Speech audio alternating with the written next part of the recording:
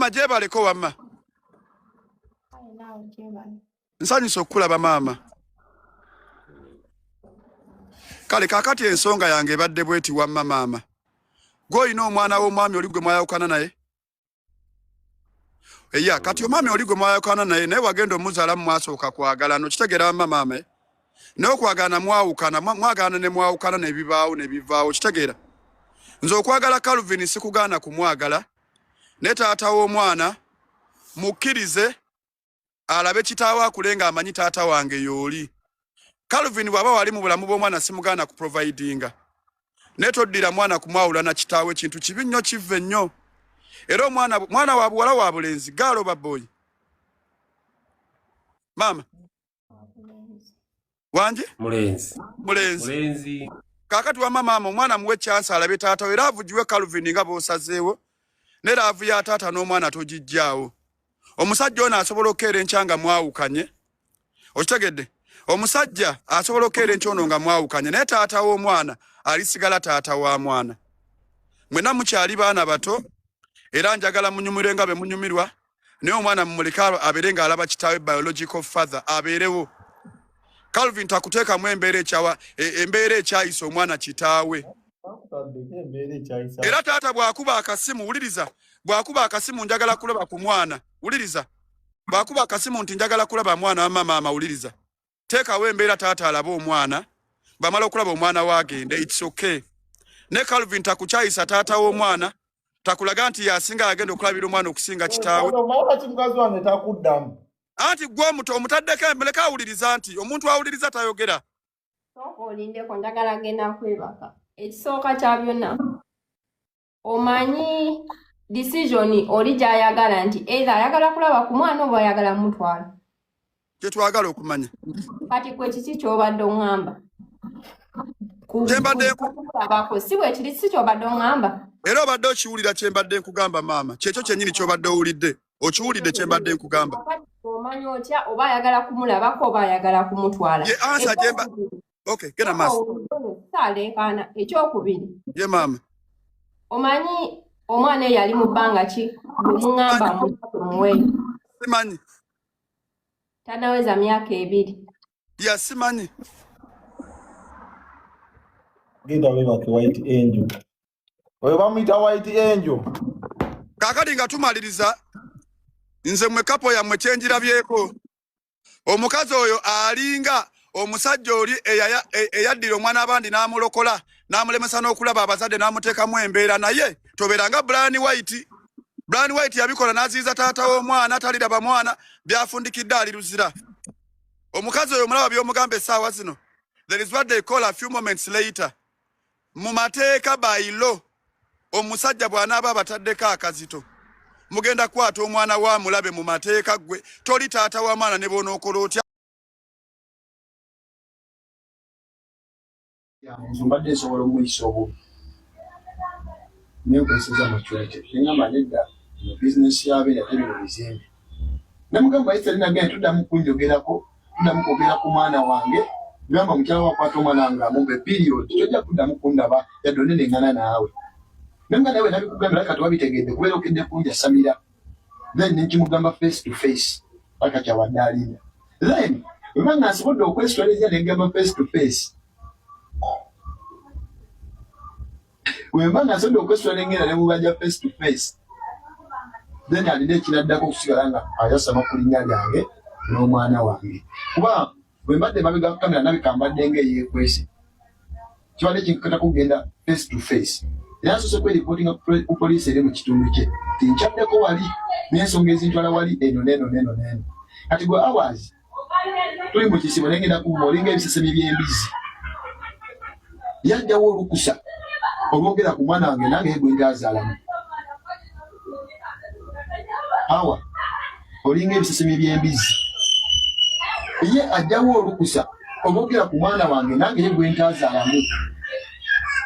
That's why nabadde specific ne mugamba nze mwana nge si gwamulina but kirabika onjogerera nnyo ng'omukyala gwena yalina omwana wange mugamba mpa omwana wange saka otunenga mabega wa mbizi asiba naye puliriza bulungi omwana wo sinti naaganyeko mumukuwa era n'ebikwakulizo bye nnabikuwa nga sinnakuwa oyo omwana obimanyi. Ekisookerako ddala ogenda kumbuulira mulimu gw'okola. Omala okumbuulira omulimu actually ogambye ensi nti kati wootuuse osobola kulabirira omwana. Kuba ensonga eyakulemesa famire yo twagala gigamba abantu. Wali tolabirira mukazi wo na mwana wo. Actually wali totuukirizibwa buvunaanyizibwa bw'ewaka. Kisegedde. So owulira ng'otuusizza kati oli musajja. Gamba abantu tujje tulambule nti omwana oyo togenda mubonyaabonya. Si bino by'oyagala public sympathy eby'ekisiro. Osegedde. Beera omusajja ali real. Kati bino ebintu tuvudde mu kwogera. Tuvudde mu kwogera. Oba oyagala omwana oyo.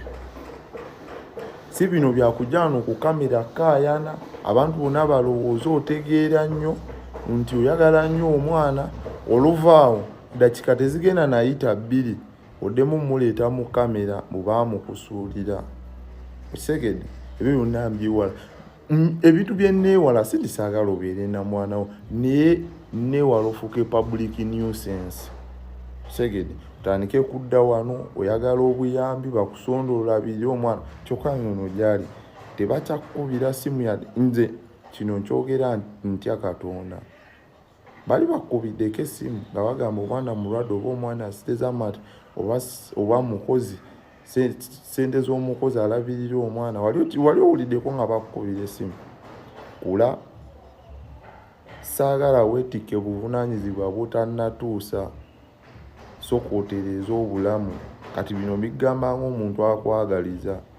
Saagala odde wano oleekaane kwate omwana mukuwe ng'anyirira mu mwezi gumu addugale nja kusiba. Respect me the way I respect you. Owulidde leero sigenda kaayana bino kati si byakankuweemu kompeemu. Naye onaayongerayo mu maaso ng'oyogera kino oyogera kiri. Kati ze simanyi lwaki ovuddeyo kati. Bulijjo oli ludda wana. Naye TikTok lwaki temunzikirizawo omulala. Naakamala okumaliriza oli omusiru. Ate kati wavuddeyo omulala. Kiki? Bigiti bana mbakolere. Soko gy'obaŋŋambye. Si batege. Naakava kumaliriza oli. Katwala omusajja ali wana akaayanira omwana simuwasowamulabira obunaanyizibwa yatuusiza managing. Nandi gye simanyi oba yabutuusiza. Just ayinabeerako. Ayinabeerako. So bannange kyekyo nvaako omwana mwesonyiwe oba tonatuusa bunaanyizibwa bulabirira mwana ogira omuleka.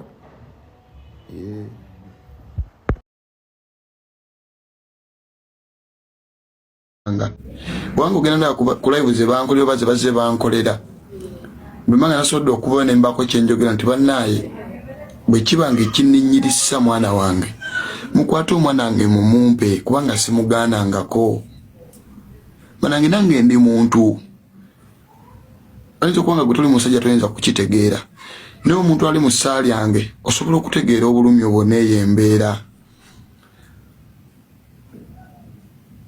So teri kisinga kuluma nga kusanga muntu ng'ayambadde sitiika yange n'ankyukakyuka naye nga takulaga kuyisaamu eggaali. Waliwo kye bayita okumanyiira. Gwosobola okukumbuza mbu okuwa omwana owange gwe neezaalira soka kundaga mulimu gw'okola. That's disrespecting ekisuse.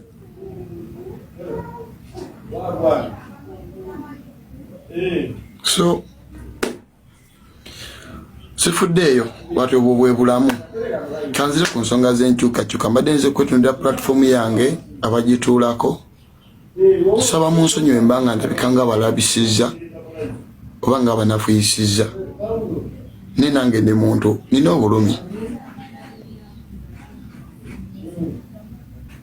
Kuba kiruma omuntu okubanga yakufuula content buli kadde. Yakufuula ekyokuzanyirako buli kadde. Buli lwakola live gwe, buli lwakola video gwe. Kale kankomewo ku nsonga eno saidi eno. Soze kubakasaba kubeetondera mu nsonyiwe kozi olaba mumpisaamu ggalira emifo ekyokugamba nti batuwa omwana affe balekerawo okunjogerako then oli n'agifuula nsonga yakuba nti alina kukuba nze. So kala yagala okunkuba oli wa ddembe.